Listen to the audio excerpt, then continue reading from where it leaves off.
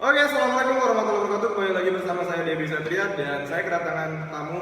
Ya, nama saya Dodi Albani Saputra, teman-teman.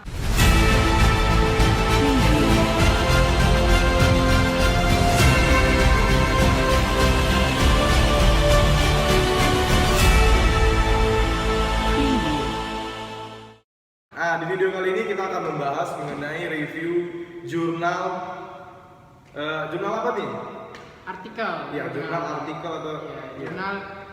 Di sini saya akan membahas tentang mereview jurnal yang sudah saya rangkum, yang sudah saya ketik ini teman-teman. Nanti saya akan bahasnya di video kali ini.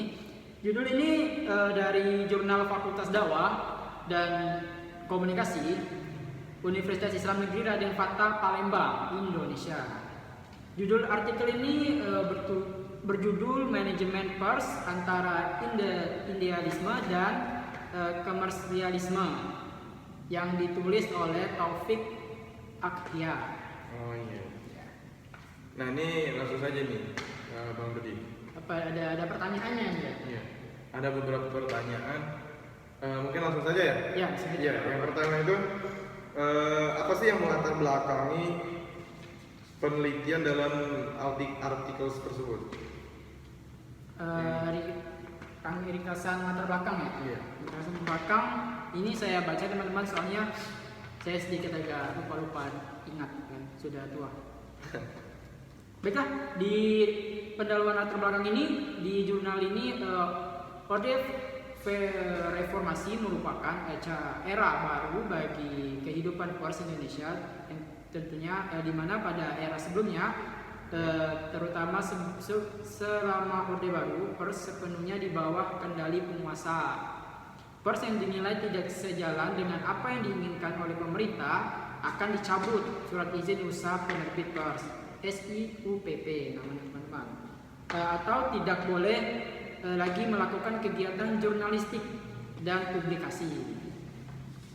Terus saat ini posisi pemerintah tidak lagi seperti di masa Orde Baru, sehingga perusahaan pers mengalami pertumbuhan yang sangat cepat seperti televisi swasta dan nasional, dan diantaranya Rijawali, Citra Televisi Indonesia, RCTI, dan banyak lagi sebagainya, TV-TV nasional yang kita sering lihat di televisi.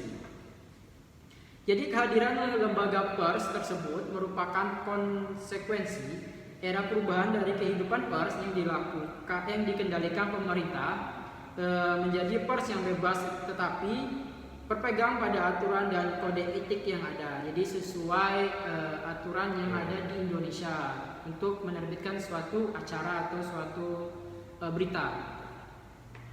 Jadi pers saat ini tidak lagi dihantui akan dibredel atau dicabut izinnya. Kontrol terhadap kehidupan pers tersebut beralih pada mekanisme sosial dan hukum. Siapa saja yang merasa dirugikan oleh pemberitaan yang dilakukan oleh suatu media diberikan hak untuk melakukan suatu dengan aturan atau mekanisme yang diterapkan. Jadi misalnya BDB ada sesuatu dalam penayangan yang ada yang janggal, itu boleh dilaporkan. Oh, iya. Ataupun yang orang bersangkut pautan tidak senang, boleh dilaporkan dalam pers ini. Jadi pengelolaan lembaga pers, terutama bagi wartawan atau jurnalistik, harusnya memegang teguh idealisme dan menjalankan profesinya. Idealisme tersebut berpedoman pada pelaksanaan fungsi pers itu sendiri, yang meliputi menyebarluaskan informasi, mendidik, menghibur, mempengaruhi, dan juga pers terletak pada kemampuannya menjalankan fungsi tersebut secara seimbang. Terkait dengan hal tersebut, Onong Effendi meningkatkan bahwa pengelolaan pers akan berhubungan dengan dua dimensi, yaitu dimensi ideal dan dimensi komersial, meliputi dua kutub, yaitu kutub pemerintah dan kutub lembaga pers, yang terlebih dalam dinamika kehidupan manusia dalam masyarakat secara semesta. Pada satu sisi, pers harus menjaga dan mengedepankan idealisme di dalam melaksanakan kegiatan jurnalistiknya. Di sisi lain, pers harus berusaha agar lembaganya tetap tumbuh dan berkembang. Jadi singkatnya, pers yang terlalu mendepankan idealismenya akan ditinggalkan pembaca dan pemirsanya. Sementara pers yang lebih mendepankan komersionalismenya, maka pers semacam itu dinilai tidak berbeda dengan perusahaan biasa yang semata-mata mencari keuntungan atau profit. Telah menjadi hukum alam bahwa kelangsungan suatu lembaga sangat tergantung pada dukungan sumber daya organisasi yang dimilikinya. Salah satu sumber daya yang selalu dianggap penting dan utama adalah uang dan finansial. Dan uang dan finansial. Tanpa dukungan finansial yang memadai, akan sulit bagi lembaga untuk tetap hidup, untuk tetap berkembang, untuk tetap maju, apalagi dalam menghadapi persaingan dengan lembaga-lembaga pers lainnya. Jadi itu Bang David latar belakang dari pers ini, dari artikel ini.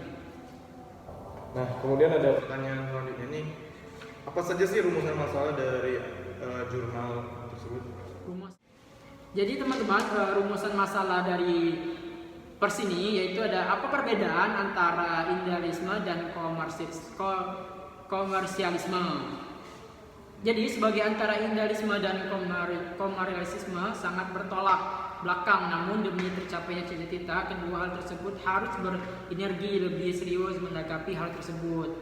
Muhammad Saleh dalam bukunya berjudul Komunikasi Internasional Perspektif Jurnalistik mengumumkan idealisme tanpa komersialisme hanyalah sebuah ilusi, karena jika pers mengutamakan segi idealisme saja, pers tidak akan hidup lama. Jadi permasalahan ini perbedaan antara idealisme dan komersialisme.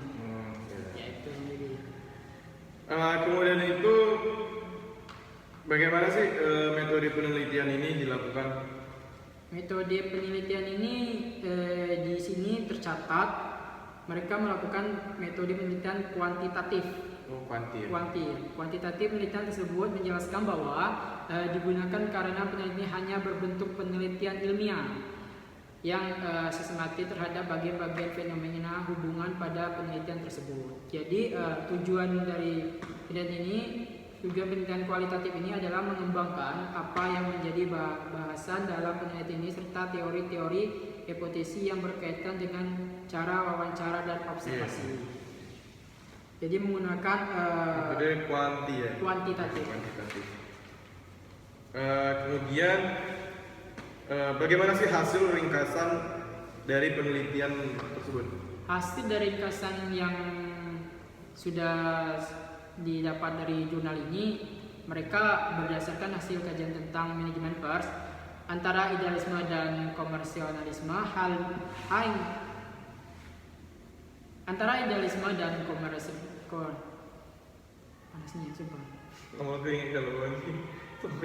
Jadi teman-teman, ringkasan yang dibahas dari artikel ini adalah antara idealisme dan konversialisme yang diuraikan tadi, maka dapat disimpulkan sebagai berikut.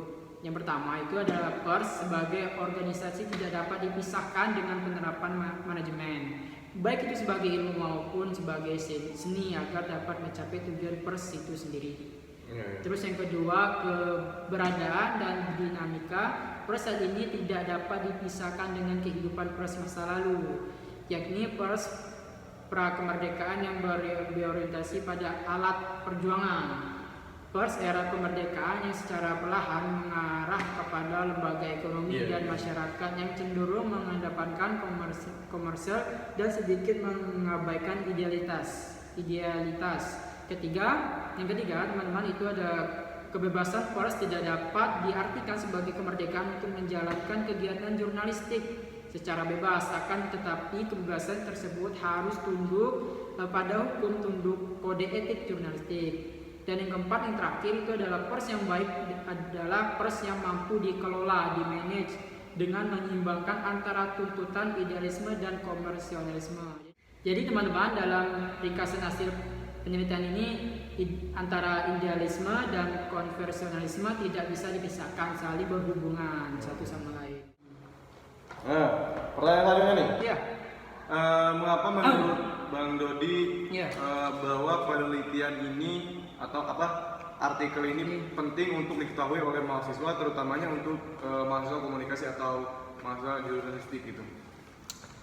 Pentingnya menurut saya sangat penting sekali Bang Dede, terutama untuk mahasiswa jurusan komunikasi dan jurnalistik sebagai untuk menambah wawasan mereka dan juga supaya meluas wawasan tentang referensi. Siapa tahu mereka mau bikin penelitian tentang pers ini. Jadi menurut saya sangat penting bagi mahasiswa komunikasi. Ya, kemudian pertanyaan terakhir nih. Iya, terakhir boleh. Mengapa menurut Bang Dodi bahwa artikel ini penting juga untuk